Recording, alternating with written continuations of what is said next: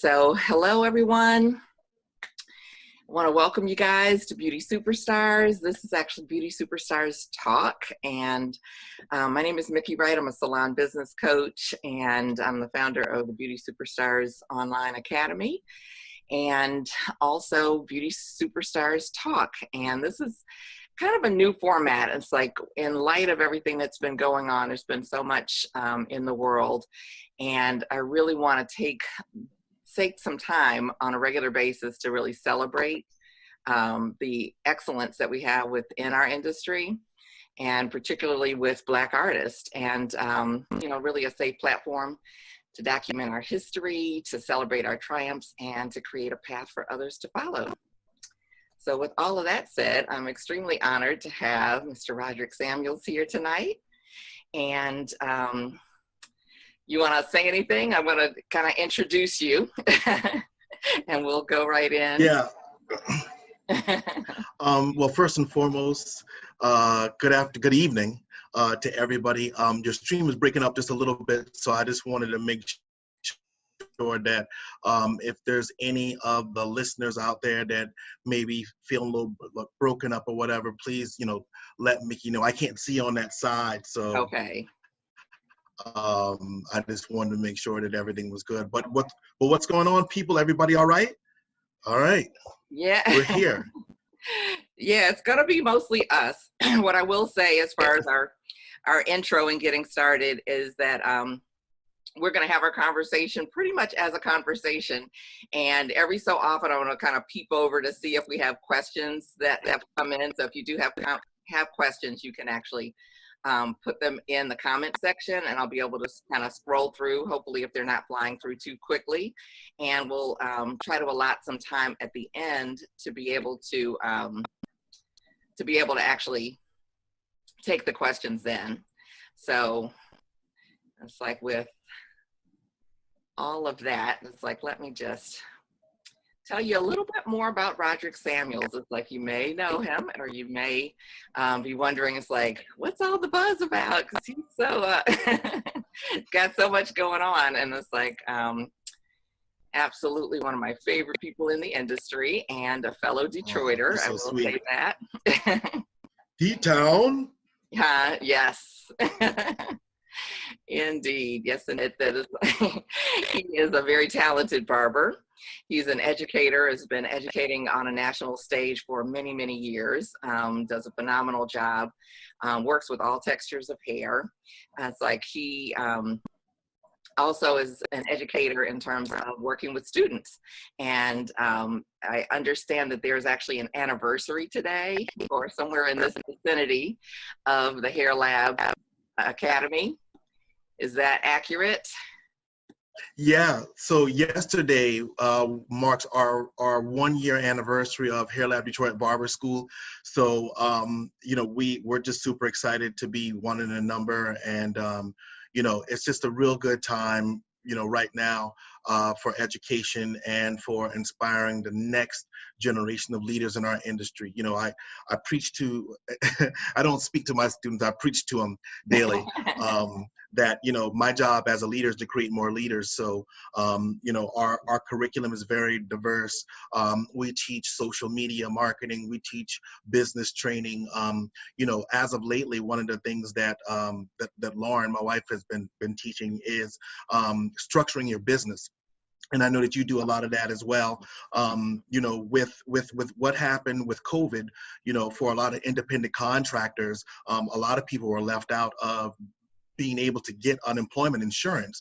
So what we're doing right now from a grassroots perspective is, teaching our students about setting up business accounts, making sure that they know and understand why it's so important to pay themselves, but also pay taxes, so that when something like this comes up, God forbid it does, but if something like this were to ever come up again, they'd be fully equipped. They could get unemployment insurance, but also, business insurance and investing in themselves. We're trying to get some of our students to start, investment portfolios, with their tip money that they get from servicing clients. So, it's kind of all inclusive, and for the most part, our education and what my wife and I, really work hard to instill in our students is a lot of the things that we weren't taught when we went through our apprenticeships and stuff like that.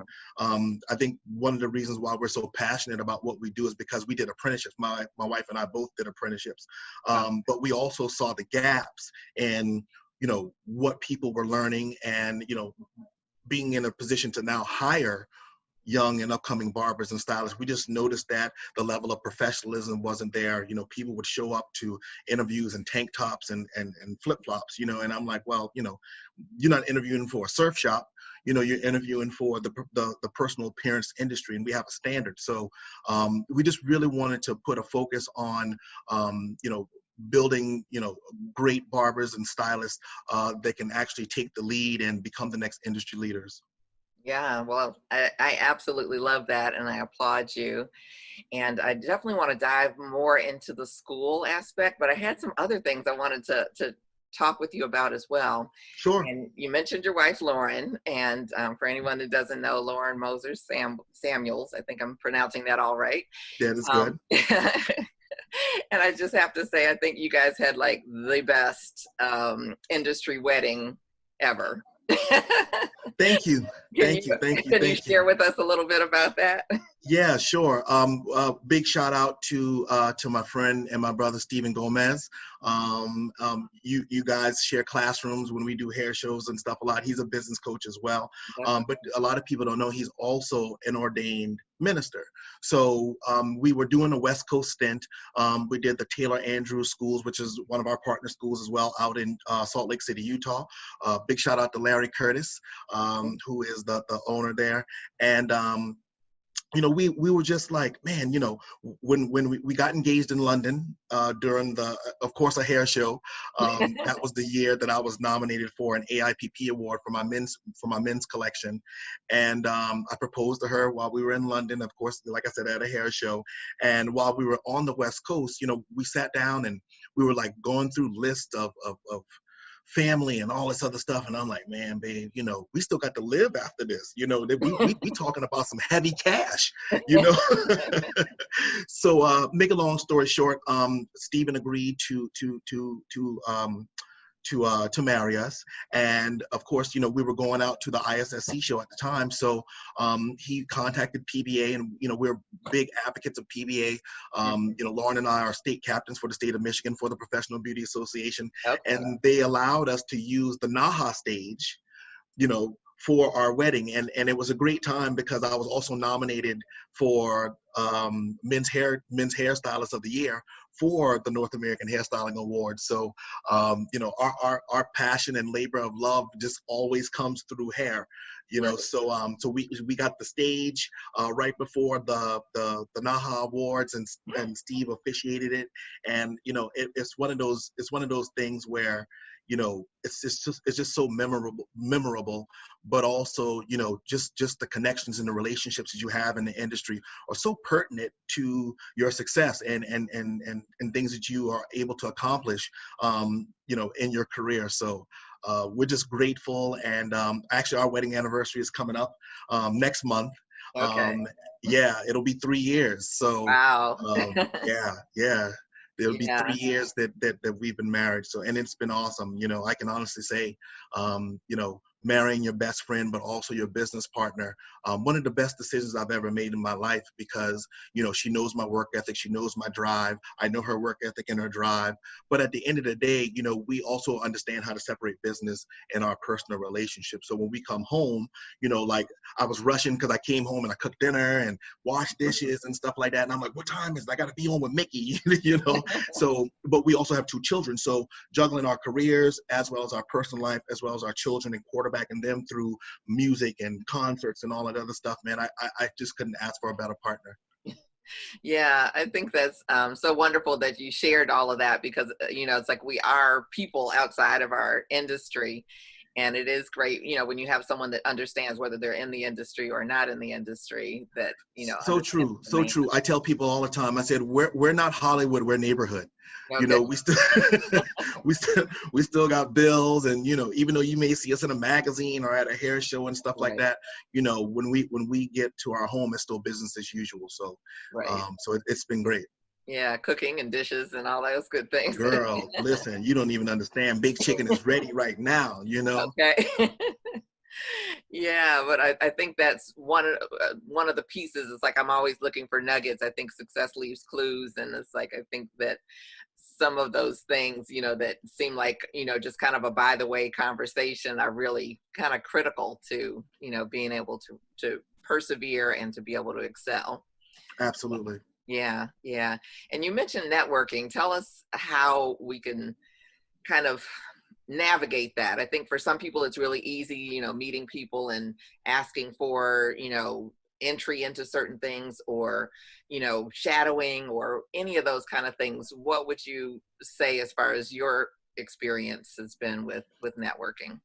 You know, that's actually a really great question. I kind of live by the rule of yes before no. And a lot of times, people are afforded certain opportunities, and it's so easy for us just to say no. Would you assist? People think that they're above assisting, but when you want to actually get into a realm, or when you see people that are successful and you want to get an opportunity to get to do what they do, you have to start at the ground level. So whether that be assisting or just, number one, just showing up at a show to get additional education. I think a lot of times, especially for the African American community, we don't feel welcomed at a lot of shows, unless it's a Bronner. And I was so disappointed when they when they did away with Proud Lady. One of my most favorite shows to go to. Number one, because I love Chicago and Right. eating pizza, but also to see the Midwest come together, as a collective of artists and hairdressers and barbers, to actually have a place where where everybody feels welcomed, and we're there for education. So that's number one. The second thing is, I believe that opportunities don't go away, they go to someone else. So my mom and dad used to always tell me closed mouths don't get fed. So if there's somebody out there that you see as a mentor, whether it be digitally or somebody who in person, when you have that opportunity, you have to go out and speak and tell them what your aspirations and what your dreams are. And 9 times out of 10, everybody in the beauty industry, we're super nice, and we also have some people that aren't super nice too. Let's be clear. But for the most part, my experiences have always been very well received. I think there's a certain level of humility that goes into asking for certain things, and wanting to be more involved in developing yourself personally, number one, but also developing your career. Mm-hmm. Yeah, well, I think that personal development piece is one that unless you're blessed and fortunate to go to a school like like Hair Lab, unless you're fortunate to find great mentors to work with when you're new, especially when you're new to the industry, that can be a challenge. Any suggestions for how to develop ourselves as people, because I think that's such a big part of the success of this industry? I like, my daughter doesn't consider it to be reading, but in our busy lifestyles, my drive to work, I always listen to audiobooks. Very rare do I turn on the radio or turn on music. I like to listen to audiobooks. So to this point, I'm up to reading about 2 books a month through Audible, and it's just on my commute, back and forth, and it's conditioning my mind. I when you work in a school business, people are excited about what you're excited about. So I make it my point every day when I walk through those doors at Hair Lab that I have an amazing mental attitude. I always have a smile on my face. My students will tell you I dance, I'll jump up on the chairs, I'll do a bunch of wild stuff, because I also want them to be excited about their education and what this industry could actually bring to them.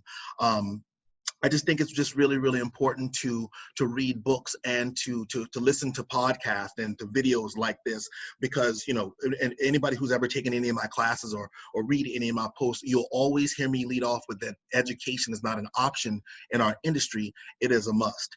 And education for a lot of other people out there right now is also so important, because I think that some of the things that we have going on in the world right now is because of lack of knowledge. It's because of lack of understanding. If you watching TV and the imagery and the optics that you see of African American people is always a cop car or jail or something like that. That's what your perception of those people are going to be. So many times I've been told, you're not like you're not like a regular black guy. And I'm like, well, you know what?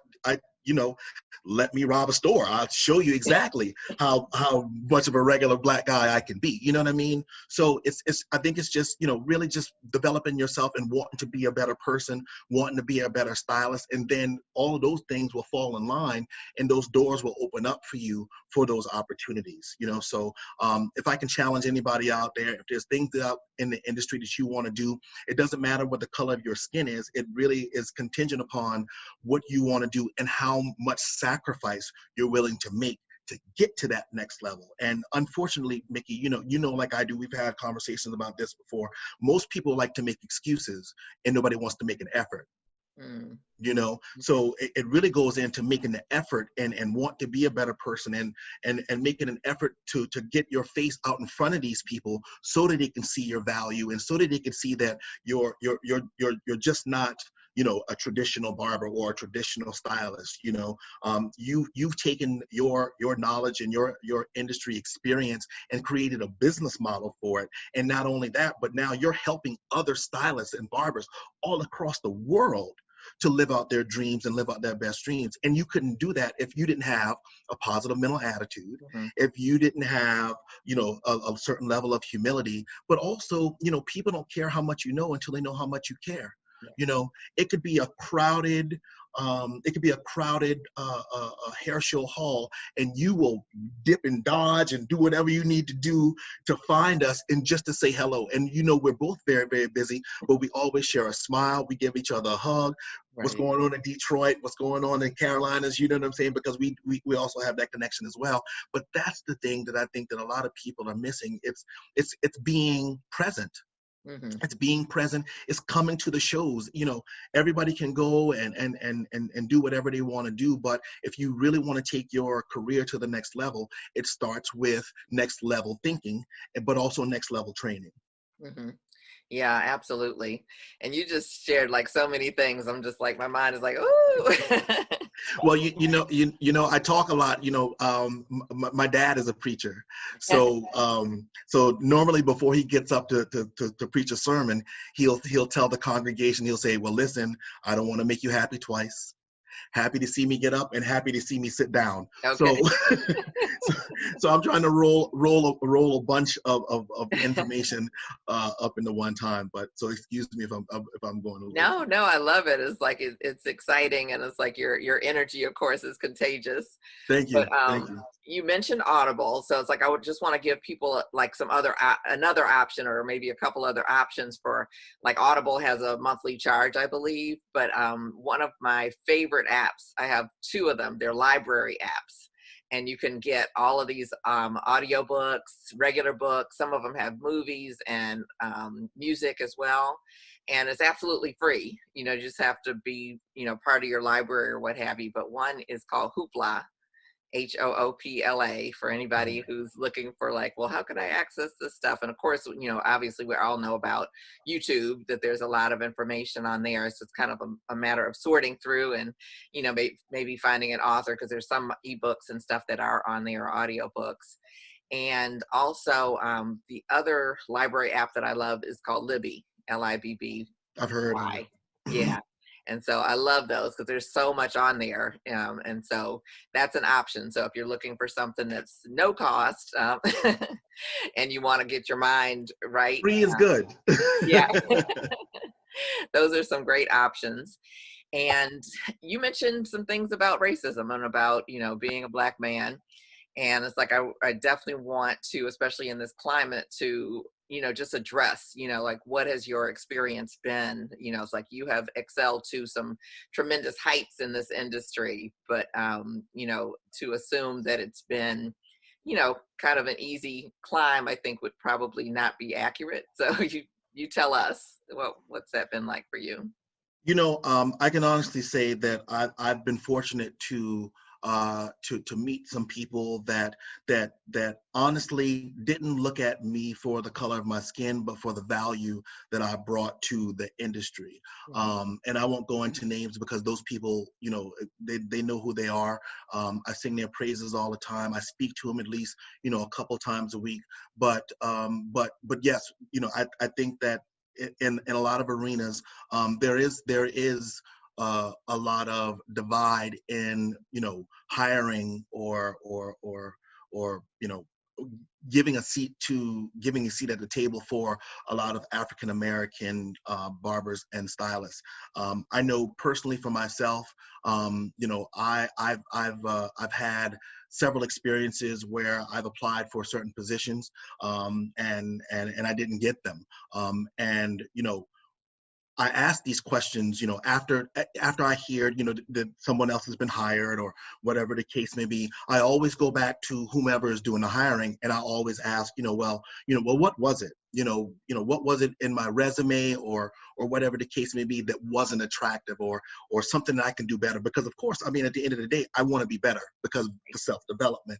I want to be better, and I want to put myself in a position to where if there's an opportunity for me in leadership, I want to make sure that I'm there. And, you know, there comes a time where, you know, the first time, you know, you apply for a position with a company and you don't get it, you know, it's like, okay, you know, that's fine. You know what I mean? I'll continue to work, you know, a blessing delayed is not a blessing denied. So you work with that. And then the second time comes around and you get contacted by a headhunter and you send out the resume and they're coaching you through exactly how your resume needs to look, what you need to say. Like I've dealt with some really, really great headhunters in the past that's like, Rodrick, you know what, you're awesome. You know, you're a perfect fit. You've worked for manufacturers before. You've worked, you know, for publishing companies, media houses. So I don't see why this is a thing. And then I didn't get that job either. So another opportunity comes about, and one of these opportunities I've gotten looked over for a job on 3 different occasions. And you know, it, it was very disappointing.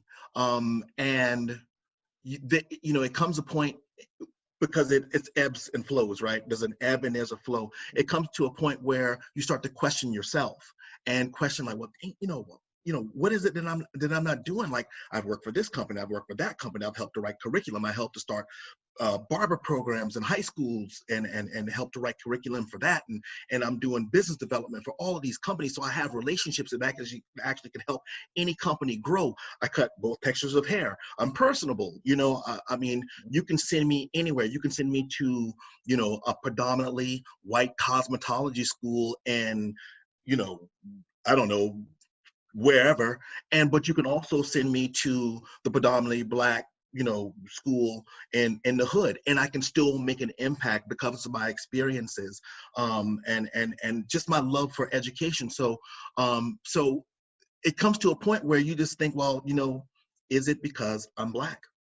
Is it because these companies don't want to have a Black face in their, you know, in the corporate setting? And at the end of the day, and I've talked to all of my mentors, white, Black, men, women, and they too are very baffled at the fact that why these companies aren't willing to take the risk or a chance on someone who looks like me.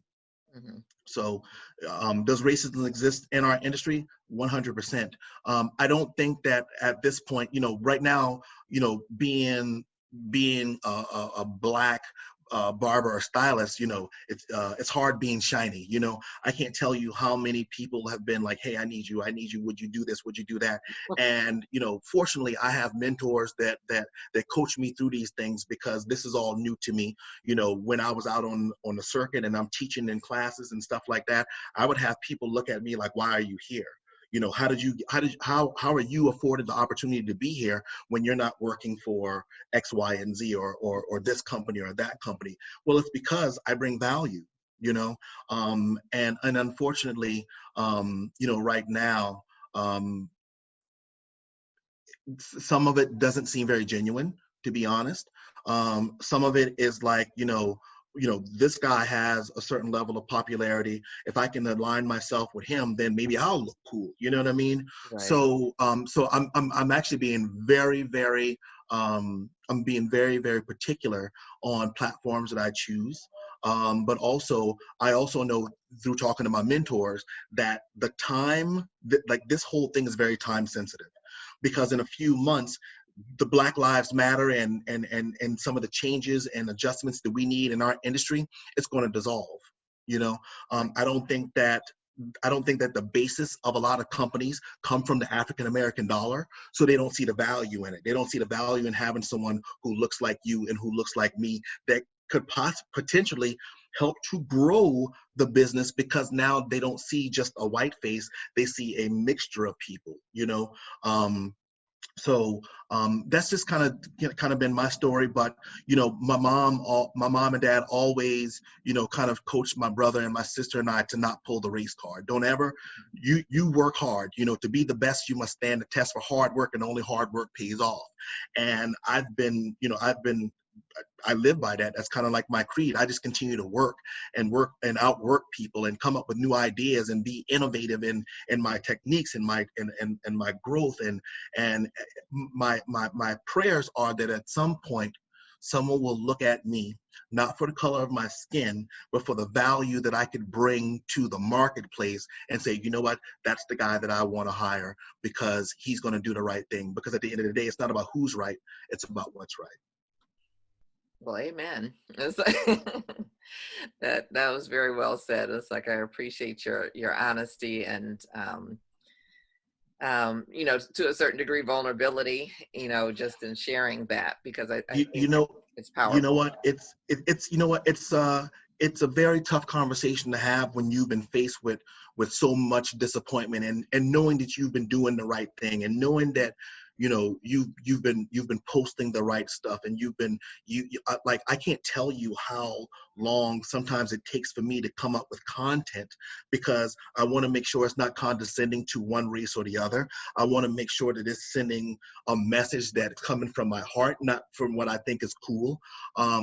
It's hard to look people in the face sometimes, knowing that the opportunity that you should have had, for whatever reason, that you can't even explain to me or respond to an email, you've given this other opportunity to somebody else, but you want to shake my hand and things like that. And luckily, I've been raised in a Christian household where I've been known to turn the other cheek, and continue to do what I know is right in my heart, and not necessarily what's in my mind.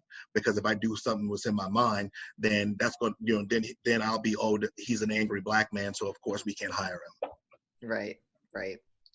Yeah, so many you know, it's almost like a driving thing where you have all the little cones somewhere and you've got to kind of navigate, you know, it's like this cone and it's like, okay, well, I The can't take that one gauntlet, like over. it's like the gauntlet on MTV. It's like, you know what, I love that analogy, because being a Black barber stylist in an industry that really puts an emphasis on showing very Euro optics, it's hard. You got to jump, you got to crawl sometimes, you got to swing, you got to, you know, there's a lot of different things you have to do just to get in. But here's the thing, I'm going to use platforms, not necessarily because I want to, is because I feel like I have to. Like, I feel like, you know, the work that my grandfather put in years and years ago, when he was a sharecropper and had 8 children to raise, and how he sent all 8 children to college, the ones that wanted to go, on one salary. My grandmother never worked. All of my mother's brothers and sisters are educators. They teach from anywhere from a high school level to the college level, and I feel it my duty, my duty, my passion, my job as a leader to spread the word and to let people know we don't necessarily have to be viewed as a Black barber or a Black stylist. We just want to be normalized. Why can't I just be good because I'm good? Why can't I just be talented because I'm talented? I don't have to be, oh, well, he's a, you know, you speak well for a Black man. What do you mean? How am I supposed to speak? My mom was a public school teacher for 33 years. She didn't allow us to use cool vernacular and hip and stuff like that. We weren't allowed to sag our pants and things like that. So again, it's about people's perception. You know, sometimes, you know, I think that you know, for me, when I'm out on the road and I'm teaching, I wear a suit. I wear a suit because that's the level of professionalism that I want to exude, and I want other younger people, and some of the old people too, they need a little heads up as well, Mickey, that when you wanna go big, you have to play big, and you can't look like someone else. You know, my students and I were watching a video the other day, and it was Robert Cromeans, and he said something that I thought that was very profound. He said, either you'll be remembered or you'll be forgotten. Mm. One of the reasons why I do what I do and I teach the way that I teach, which I like to kind of call myself a self-proclaimed edutainer, because, you know, because I understand that everybody learns differently. But one thing that I do know is that when you're having fun, while you're being educated, you retain more information, and it kind of goes with that same saying as far as being remembered or being forgotten. I want people to remember having this class with Rodrick Samuels and how it was inspirational and how you learned about, you know, not just his successes, but his failures. You know, nobody posts their failures on Facebook and Instagram. Everybody's happy. You know, you got the Instagram models, everybody's showing their body, you know, things like that. But that's not who I am, and that's not what I want to portray. So, and there's nothing wrong with being who you are. I just know that, you know, sometimes when you want to work in that corporate field and you want to do things like that, if you change the way people look at things, the things they look at will change. So if the perception that people have of African American males or African American women's are, you know, a juvenile video, you know, back that ass up and, you know, gun toting, whatever the case may be, that's, you know, one of the biggest social media secrets that a lot of these social media experts don't teach is that people believe what they see. Mm. So if you want to be that A1 barber, make sure you look like an A1 barber. If you want to be that #1 stylist, you need to look like a #1 stylist. And that goes for whether you Black or white. Mm-hmm. It's the level of professionalism and a standard that we have in our industry that my challenge that I hope that more people strive for and hope for to kind of bring our industry back up. Yeah, it's like that sounds like an interesting way to look at it as far as, you know, bringing the industry back up. I want to pivot just a little bit into NAHA.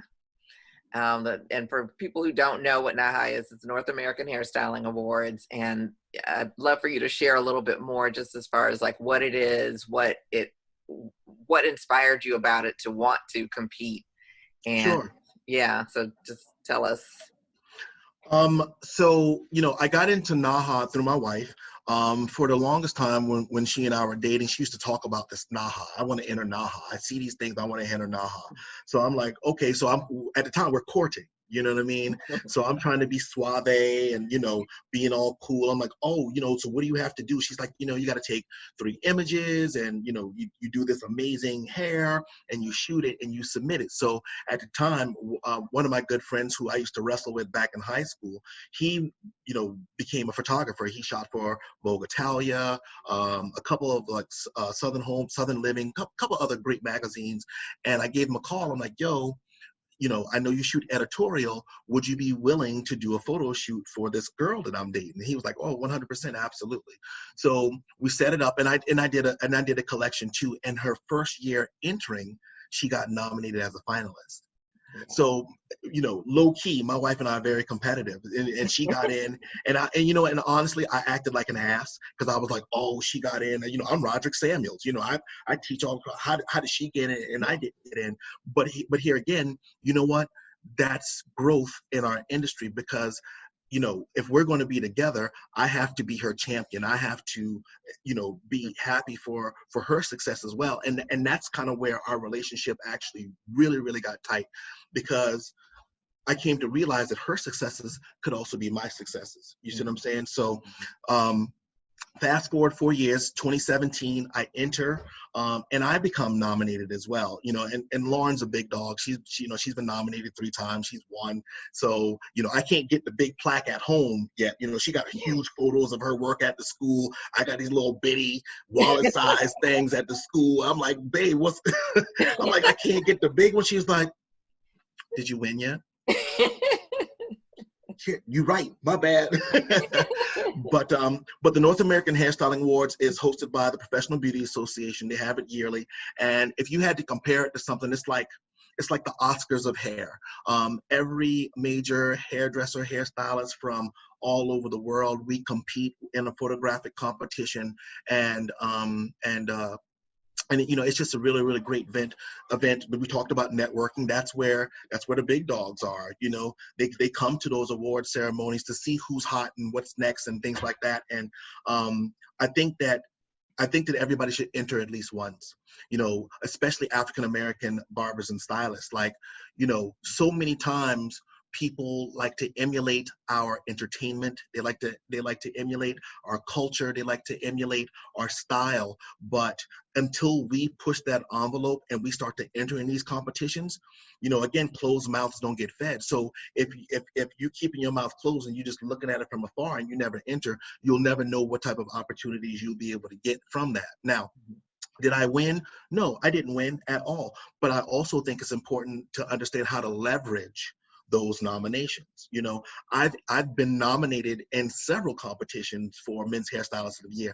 I never won, but through the networking, through the humility, through people seeing the value in what I bring, I've been able to work with some of the largest companies out in the world. So I think that, we got to kind of push the limit, and in places where we feel like we're not accepted, those are the places that we need to go. Those are the places that we need to get. It's kind of like having these hard conversations. Nobody wants to talk about it, but you see it all around you every day. So why not open your mouth and let your voice be heard? Mm-hmm. Yeah, I think it's definitely a great way to have some visibility. Even I don't know how many submissions they get each year in the different categories or what have you, but I can only imagine that there's some that may not have even gotten to the nomination part, that they're still like, that person's got something special. It's like, maybe Correct. we should be looking out for that person. Correct. Speaking about NAHA, my wife and I have had this conversation a long time. I remember one year that I was entering, and I sent my collection to a friend of mine, and I said, hey, what do you think about this collection? Do you think I have a chance? And they were very, very upfront and honest with me, and they said, you know what? If you submit a photo of a Black person, you're not going to get in. Mm-hmm. And again, one of those hard conversations and a very hard pill to swallow. And I think at the time, Black faces weren't a thing. It wasn't the standard of beauty in our industry, until most of the companies saw, wait a minute, we can make money off of curly. Mm-hmm. Hold on for a second. You mean to tell me there's a market for curly hair? That's when you started to see more African-American men and women being, being at the forefront and getting those nominations. So, just understand and know, when you shoot for something like that, when you want to enter a competition, don't do it for what you think is going to win. You create whatever you want to create from your heart, because at the end of the day, whether you win or whether you lose, you took a risk on yourself.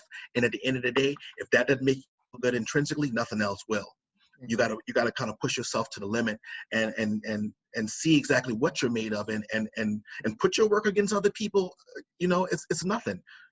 Put your work against other people. See how you really stand up to your peers. And I think that it's challenging, but I want to encourage you guys that it's possible. Mm-hmm. It's possible. It's necessary, and we got to do it, and we have to do it now. Mm-hmm. Yeah, and I love competition, because I think you always learn something. It pushes you to be a better in the salon stylist, because absolutely, your eye gets developed to another level. and your speed may get developed to another level. That's, you know, the photography one is a little bit different than an in-person one, but 9 times out of 10, what you're doing on a day-to-day basis is going to be elevated that much more because you went through the competition process. It is. You know, that's one of the reasons, you know, we look forward to planning our shoot and things like that, because for us, you know, at the time we were behind the chair, you know, 12, 14 hours a day. But for us, that was our time to really express ourselves creatively and to do some of the work that we dreamed of or something that we sketched on or whatever the case may be. You know, my wife always says, you know, even though, you know, sometimes we don't win, we don't get nominations. And listen, when we don't get nominations, we get pumped, we get powered up. You know, like, what you mean we didn't get a nomination? You know, I'm the talker, but my wife, she's the muscle, 100%. But you know what she says? She says all the time. She said, every time that I shoot or every time that I create something, I don't win, I learn something. And that's the evolution of a stylist. Most of us, you know, I think Les Brown, who's one of my favorite motivational speakers, also, you know, had a business in Detroit.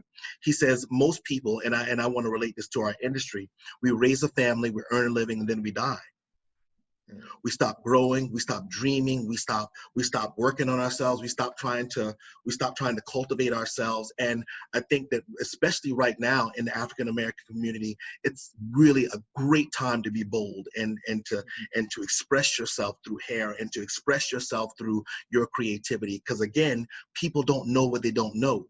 So if you're not out there showing your work, if you're not putting it out there for scrutiny or for people to love it, you're not making the change. You're not doing what you need to do to be visible.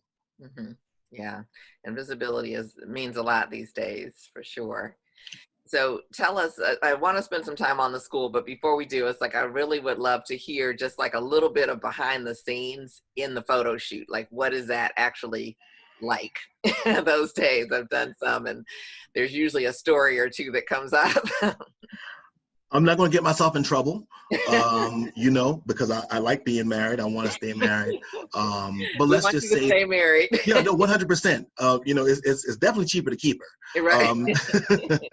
But you know, behind the scenes, you know, for us shooting as a husband and wife, or as a couple, you know, it's a lot of times we have very intimate moments.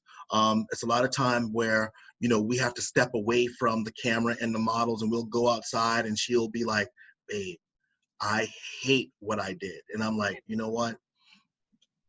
I get it. You know what I mean? Like, I hate what I did too. So, you know, and that's the thing too. Like, sometimes people are so hell bent on one image or one style, where they lose focus on the creativity.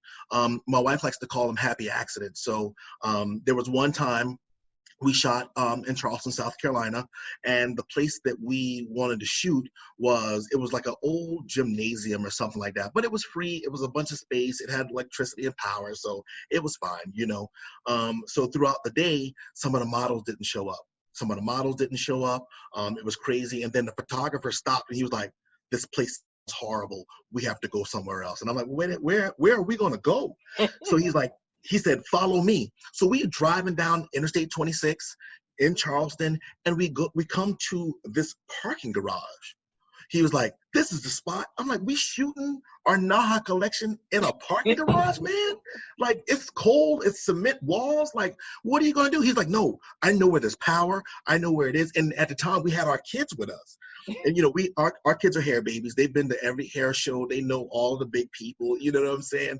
So it's kind of cool. But we're shooting and the hair doesn't go well. It's Charleston, South Carolina, so it's super humid. So you know, Lauren is building these pieces and it's just flopping like the economy. It's going bad, you know what I'm saying? And at the time she was like, well, I just got to kind of go with it. You know what I'm saying? So behind the scenes, it's like you kind of roll with the punches, and it's not going to be perfect. No shoot's going to be perfect. And what we've learned is that when we have a shoot and it doesn't go so well is when she gets nominated. So here's the thing. Okay. When she won, the year that she won, she had that crazy killer collection with the super super tight afro, the curly fro, and the one little piece of the fringe that was sticking up. We shot that in a parking garage at Okay. the aquarium in Charleston, South Carolina. Right? Somebody just got blessed from that story. Hallelujah. Hallelujah. Yeah, but you know what though? But that's the thing. I think as artists and as barbers and as stylists, we have to learn to pivot. So many people, you know, it's kind of like the analogy my dad likes to use is like when it's like when an animal grabs onto a piece of meat, and it doesn't matter if it's hot, it doesn't matter if it's a lot, they still just keep holding on to it. But until they let go is when you can actually see those blessings and that favor kind of fall through. And you know, over the years we've just learned how to pivot, and it's been very helpful to us, not just in us entering competitions, but also in our lives. You know, sometimes, you know, we decided to shut down our salon, and you know, it was time, and we didn't know exactly what we were going to do, and there was a building that was available, and we just said, well, you know what, we'll just open a school. And we just kind of did it. Now, it was hard, it was tough, it was toiling, but at the end of the day, when you do the right thing, that favor, those opportunities that you need, those relationships that you develop over the years, and that hair shows and networking with people, all those things came together. And now we've been in business for a year, and we're shaping, you know, I like to say we're shaping heads and shaping lives.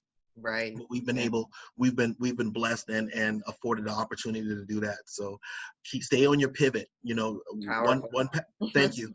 You know, one path isn't always set. You know, a lot of people don't know I was in college for early childhood education. Mm.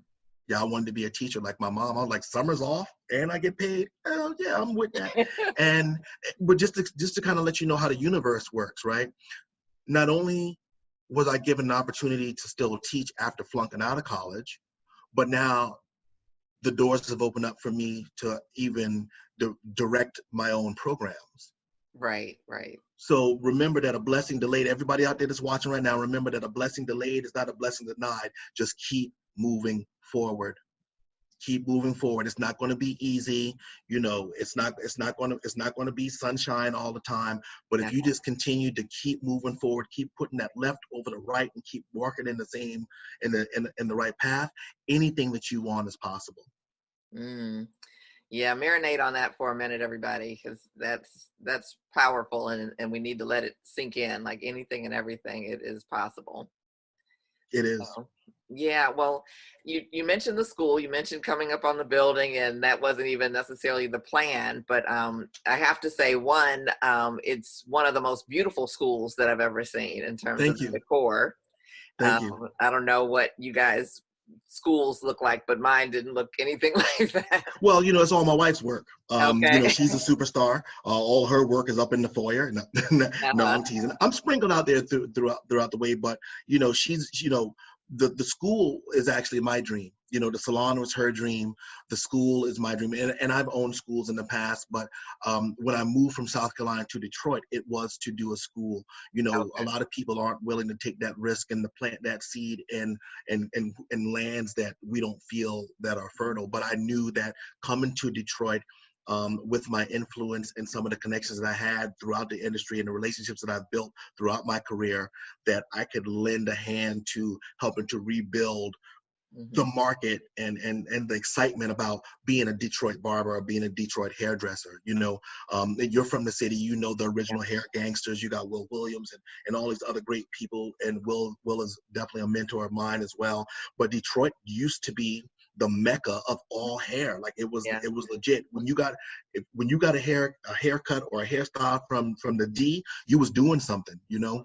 Yeah. And you know, and through the economy and stuff like that, things kind of fell apart. But I think that, you know, low key, you know, not even thinking about it, that's kind of what we've been doing over the past, you know, 5 or 6 years, is, you know, putting it back on the map and letting people know that, you know, Detroit is on the comeback, and it's coming back through great education, opportunities, and making sure that the next generation of barbers and stylists are equipped with the knowledge to help to continue to push the industry in the right direction. Right. Right. Well, talk to us about schools because, we're going through this whole, it's like we've done the pandemic, we're still in the pandemic, and that may continue. We don't know what that holds for us. But in the midst, George Floyd's murder has, really just sparked something worldwide, and it's spilled into the beauty industry. And I think there's so much opportunity that our schools have to make things more inclusive, to build bonds and bridges with the people who are in the schools, around the hair, obviously, in terms of the textures and learning how to do different types of hair, but also just being in that environment for, what is it, mostly 9 months minimum, to get the 1,500 hours for most states, that there's some opportunities to have some conversations and really, maybe elevate where people are when they come out of school in terms of what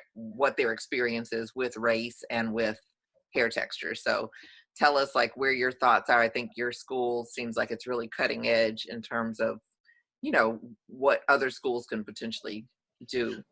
We our core is all about diversity. We don't see ethnicity, we see texture.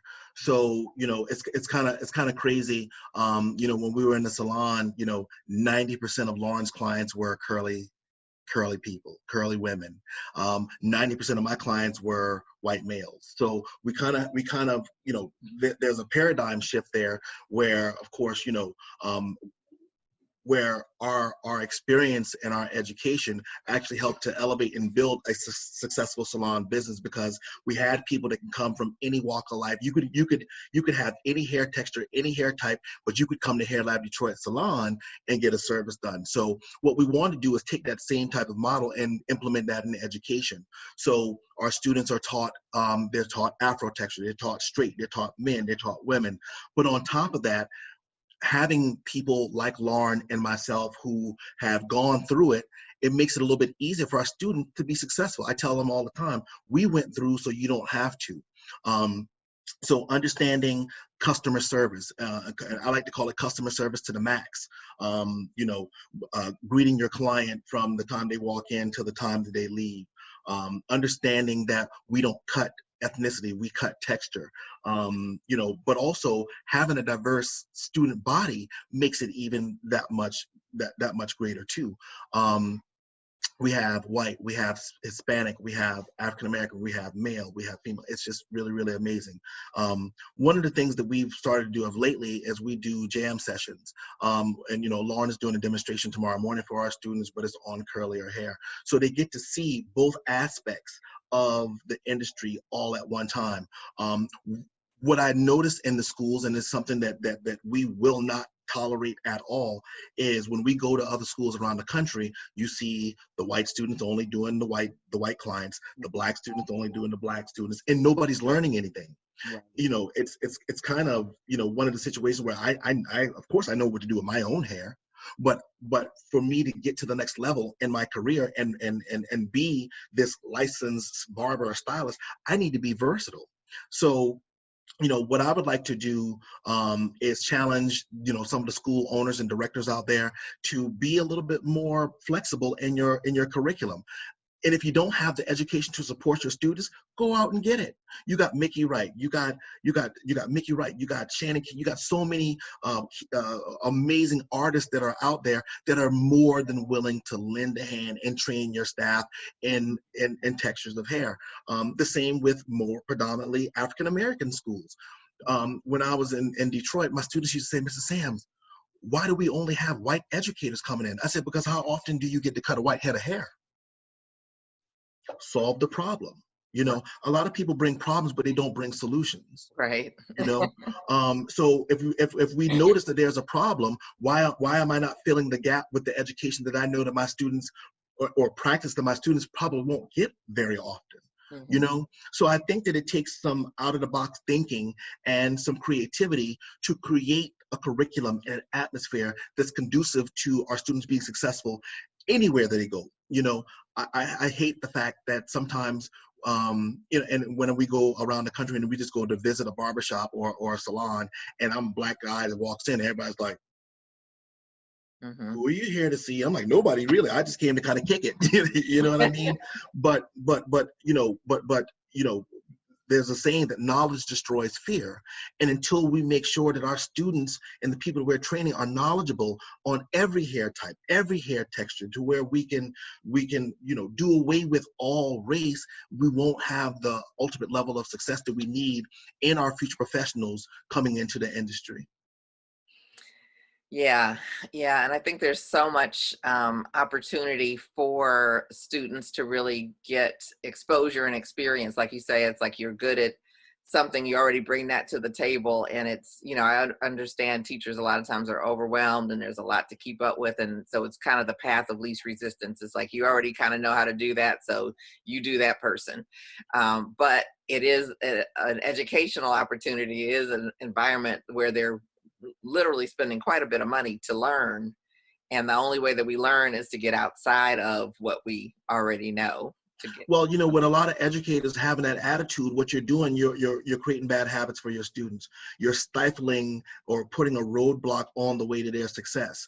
A lot of times students may not want to work at the shop in the hood. They may want to work in more of a high-end salon or a barber shop. Right. But without those skills, those salon owners aren't going to hire them. Exactly. They're not going to hire him.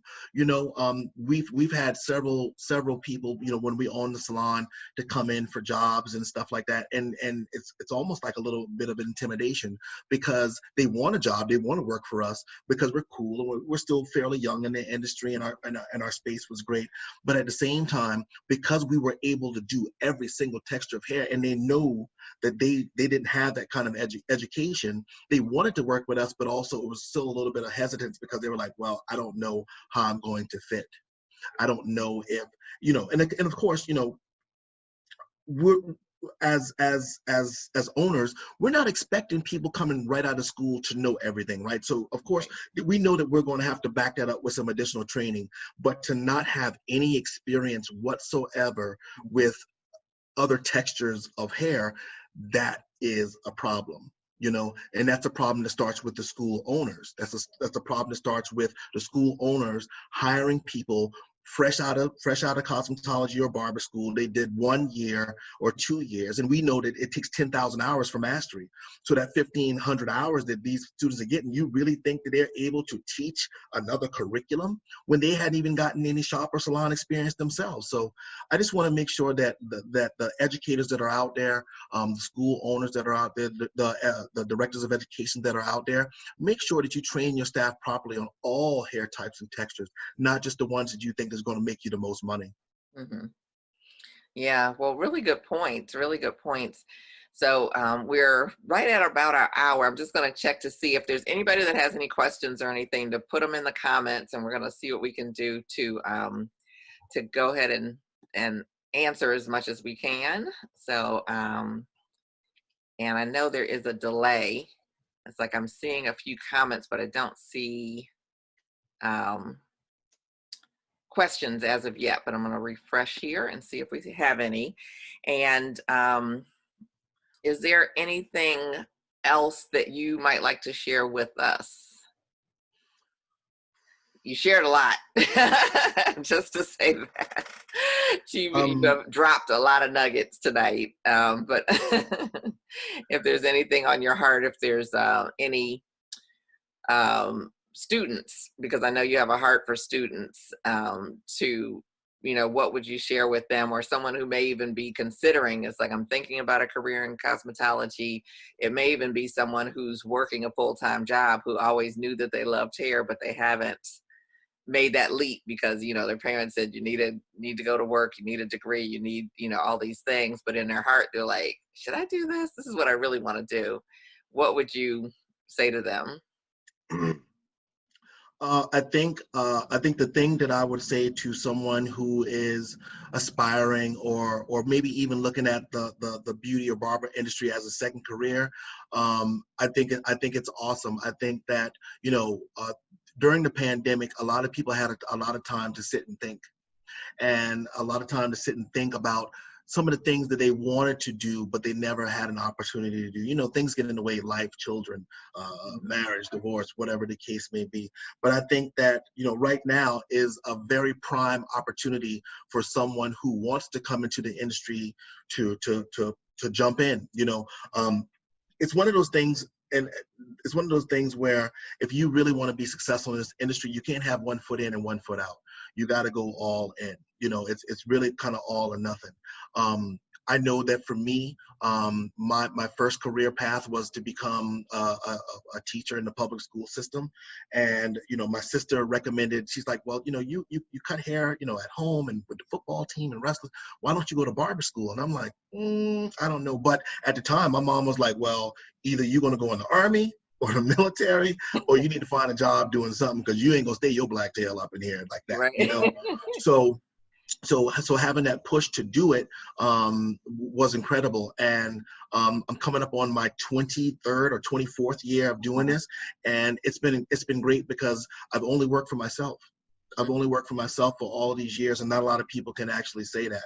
You know, I never really thought that I had the entrepreneurial spirit or drive, but sometimes I think that the universe puts you in certain situations where, you know, you have to show as well as prove. So for those of us that may be questioning, you know, whether or not this is something that's amazing to do or something that's good to do, you know, you're kind of coming into an industry that is in some way, shape, or form kind of recession proof. You know, whether you know, if somebody can't come in and get a full haircut, they'll get a line up and a shave. If somebody can't get a relaxer or something like that, they'll come in and they'll get a press. You know what I'm saying? So regardless of what the situation is, people are always going to make money. And here's the thing.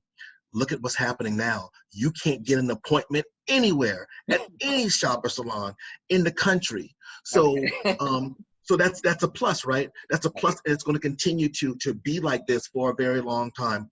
The other thing that I wanted to tell people that may be aspiring to come into this industry too, unfortunately, there's a lot of people that's leaving our industry post-COVID.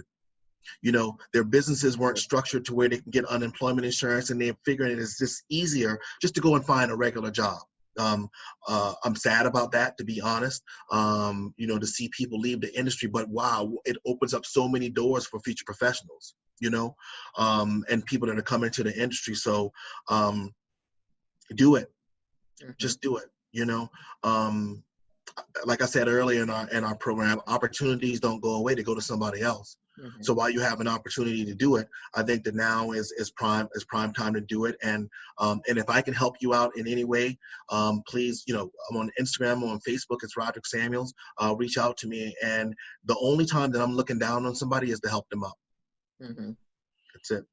Wow. Well, that is well said. I'm really excited to have spent this time with you. And there's a lot.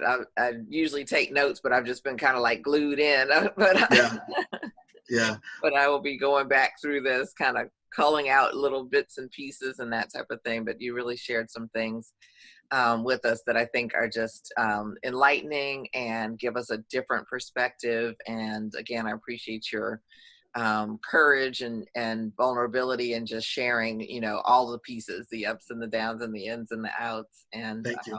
Yeah, and I obviously applaud all of the successes that you have. I think you're definitely an inspiration, and continue to, you know, motivate and really shaping, like you say, the lives of this future generation. So I'm not tired yet. Okay, that's a good thing. I'm not tired yet. I still got some stuff to do. So I'm gonna just keep working at it, and hopefully that, you know, if there's people out there that's listening right now, you know, just know, you know, for the African American stylists, we don't have to be labeled. We just want to be barbers and stylists. Yeah, that's a great place to end, because I think that really sums it up. You know, people are wondering, companies that are scrambling and that type of thing. It's like, what do we need to do? It's like, just include us. You know what? Just include us and just listen. Right. 2 ears, 1 mouth. Exactly. Yes, absolutely. So I want to thank you for taking time out of your schedule. I hope you have a wonderful dinner. And oh yeah, no doubt. I can hear the kitchen pots is rumbling right now. Okay. So it's all good. Just waiting on you. So thank you 100%. so much. Thanks to everybody that joined us. Thank you guys for joining in. I love you guys. Continue to push our industry forward. And again, just know that, you know, in whatever capacity that myself, and I'm sure this speaks for Mickey as well, if we can help you out, we're here. Yes, absolutely. And I'm going to continue to do these interviews and just celebrate the excellence that's in our industry. So I really appreciate you, and want to say thanks again to everybody who joined us, and we'll look forward to seeing you next time. And you know, do have upcoming class for, you know, Rodrick spoke really well to, you know, the pandemic affected a lot of us, and this is called Where's Your Money, Honey, in 2020. Because we gotta get that money straight to Dollar get back on bill, track. y'all. What'd you say? What'd you say, Roger? Dollar bill, y'all. Yep, exactly. So it's time to get our money straight, and the class will be Tuesday at 7:30, and I'll leave info for you guys to get information and to sign up, because it's only $25 for the first 100 people. So don't want to miss out, and really want to get yourself positioned, because, you know, who knows what's coming up, and we need to make sure that we're ready. That's right. So, well, thanks again, and I will look forward to seeing you guys later. Have a All right, thank you guys for watching. Y'all have the best weekend. Stay safe. Make sure you sanitize your hands. Exactly. Yeah, and make sure you wear the masks. Yes. Absolutely. So take good care. Tell Lauren hello for us. Sure will. We'll see you soon. Okay, take care. Okay, bye-bye. Bye-bye.